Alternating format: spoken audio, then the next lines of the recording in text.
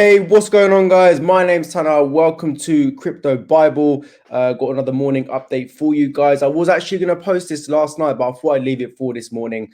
Got quite a few videos out last night and the live stream as well. We'll be live streaming later today as well at about 6:30. So please stay tuned for that. Please join me for that too.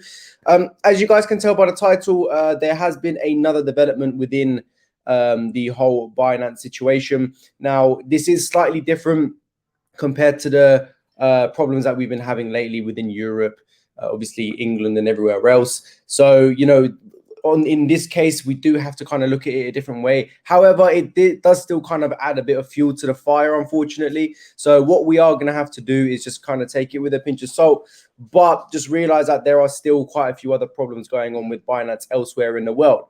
So in this case, it is Australia. So Binance users from Australia are considering a class action suit because of Binance's disruptions. So basically, Australian crypto traders claim to have lost a large fortune during disruptions at crypto exchange Binance. Angry Australian customers of Binance are banding together to seek compensation for related disruptions to the system, which they say cost them hundreds of thousands of dollars each and tens of millions of dollars in total. As it turns out, according to the investigation of users from Australia, Binance Australia is not regulated by the law of Australia. All responsibility for trading and services offered falls on Binance Holdings Limited, which is an offshore from the Cayman Islands. Several Australian users told the Daily Telegraph newspaper that Binance's disruptions during the highly volatile market between February 2021 and May 2021 this year had left them stranded and struggling. Technically, the Binance exchange was shutting down its ability to place orders and failing to execute user orders. Approximately the same technical failure was on September 9th, 2018 for one of our users. As a result, loss due to Binance in the amount of 86,000 USDT. So, basically what we are seeing here is they would kind of be describing it in a way where it's like suspicious activity because it's going down in such volatile cases, because in volatile situations within the crypto market, there is going to be quite a lot of people that can pounce upon it and make quite a lot of money from it as well. Now, whether or not that is the case, I don't know, but then you've got to look at it from the other side as well. If the market was going down, people would obviously want to be selling their position so they do not lose any more money, but a lot of people were unable to do that in this case. So instead of being able to, put a stop loss or simply market sell your order to prevent you from losing money, in that case there, thousands of users were unable to do that, hence then losing more money. So, now they basically trying to file a suit against them for this very reason. And it just kind of adds a lot more fuel to the fire. It brings Binance's name up a lot more as well. So let's carry on reading because there is quite a lot more of this. So got an example. So Ira Isaac from the suburb of Trugannon in West Melbourne said he was liquidated during a technical shutdown of the Binance Australia platform on April 18th, costing him $165,000, or US, so $213,000. Mr. Isaac said he was offered compensation of $20,000 plus some temporary account upgrades. As we understand it, this was given VIP status to an account to reduce Binance's commission costs for a period of time. When there were scandals with the Bull Bear tokens on Binance, Ukrainian lawyers hired by Binance offered similar terms, plus requirements to sign NDA agreements, which subsequently never fulfilled. So Mr. Isaac said, this is a miserable deal. They offer you 10% of your own money. It's not fair. They put themselves up as #1 exchange in the world. So why do they continue to cheat and not be responsible for technical issues, he asked. Kate Marie from Camperdown, a western suburb of Sydney, said that she was unable to protect her investments because of system failures in May 2021. As markets were rapidly changing and volatility was high, but the Binance platform couldn't handle the volatility and at times technically shut down its asset management for users. It was also liquidated due to Binance's technical failures. I'm going to demand my assets back, Miss Marie said. They were worth 182,000 US at the time of liquidation. So it's quite cool because we've got all of these examples. So Francis Kim from Glen Huntly in the southeast Melbourne said that the technical outage on May 19, 2021 cost him 181,000 US. The platform completely stopped working, Mr. Kim said. I couldn't take profit. So Here, again, we're seeing, like I said, we're seeing two examples, right? So we've got number one, Miss Marie was obviously liquidated, but then you've got Francis Kim who just couldn't take profit. So you can't look at it from two ways. One person was unable to stop themselves from losing a lot of money, and then one person was just unable to take their profit. So that's why it becomes a very frustrating situation. And what's also very frustrating is that comment is very true from Kim, because Binance has been around for years and years now, and you think that they'd go with the technology. You'd think that they'd be able to handle such volatility, because we've experienced it before in 2017, 2018 in the previous bull run. Volatility would have been ridiculous back then as well. And they should have definitely put things in place in order to handle the volatility that comes next, especially if they're definitely knowing that we are in a bull run. Because let's be honest, exchanges will be knowing whenever a bull run is on the horizon, whenever there's a big influx of people, they've got all the data, right?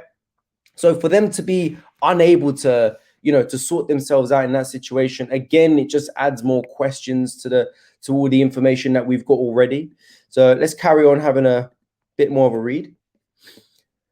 So he, like Ira Isaac, was offered a ludicrous $60,000 in damages and an upgrade to a VIP account status. Instead of accepting the offer, Francis Kim is rounding up people who have suffered liquidations or losses due to Binance's actions in Australia and other countries. Initially, Francis Kim focused on finding other Australians and was able to find over 10 Australians with total claims of 1.2 million US. Some victims had already accepted laughable compensation from Binance Australia, and only now began to realize that Binance had simply ripped them off by stealing their assets through technical failures. Francis Kim did not stop there.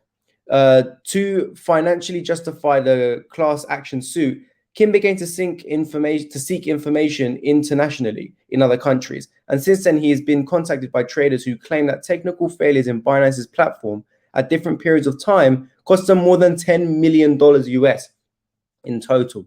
The 86,000 USDT loss caused by Binance was created by the same technical failure.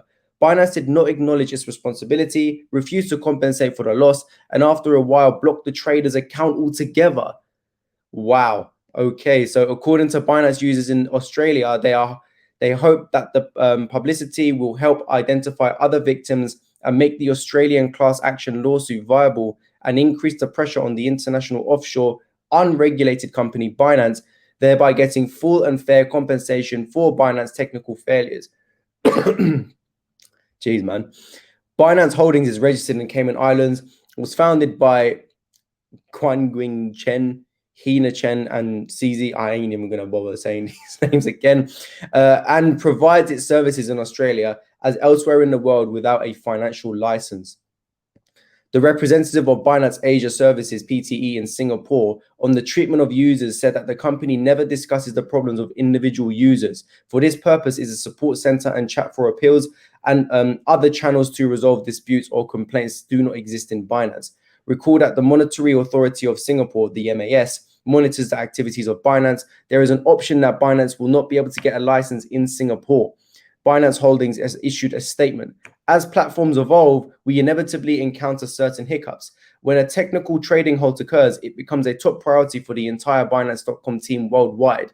We do our best to prevent or minimize such disruptions, but all crypto exchanges must be prepared to face systematic problems during periods of high market volatility.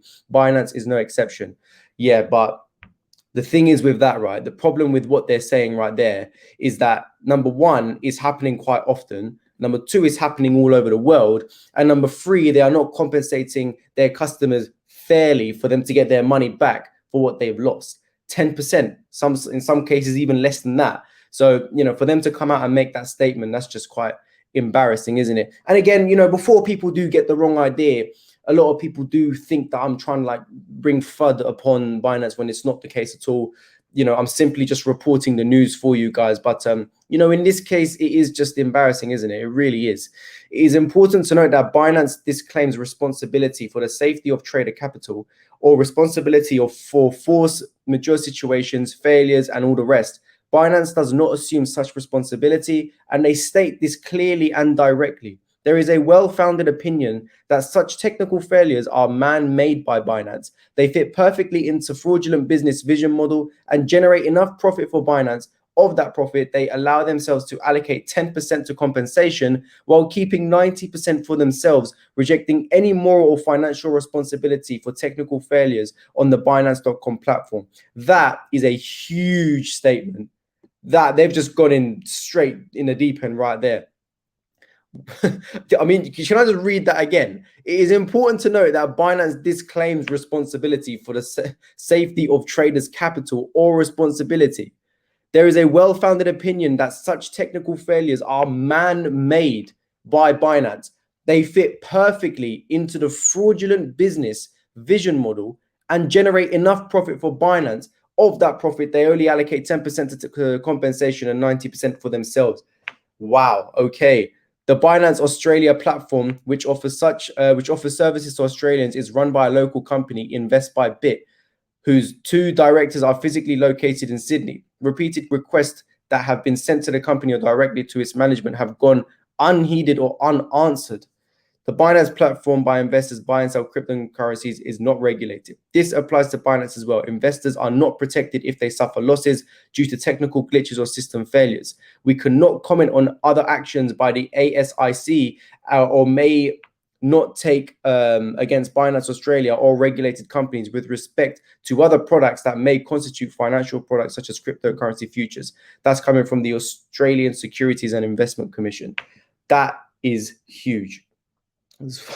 I mean, honestly, when I first brought up and found this article, obviously I read a little bit of it and I thought to myself, okay, this definitely needs to be reported. But again, a lot of the times I don't read the entire thing because I like to go through the emotions with you guys, just so I could experience it for myself too. So, you know, me reading all of that, especially the last bit, which I didn't see initially, it's kind of shocked me because, you know, it just goes to show that at this point now, it is worldwide.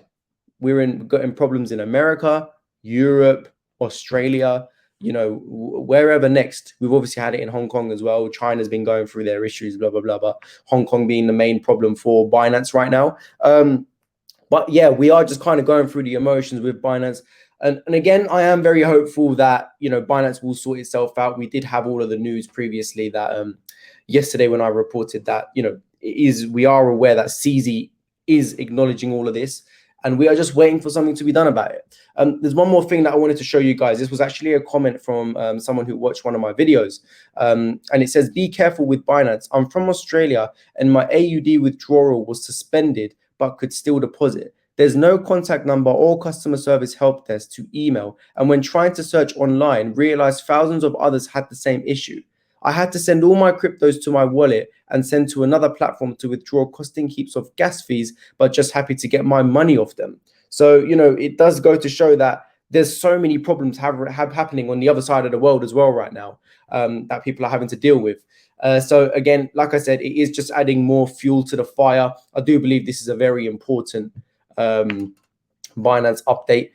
You know, because obviously in regards to all of the other regulators coming out in other countries and speaking about it, cool. But I do believe this is kind of like another kettle of fish, because in this case right here, we're not even talking about regulations.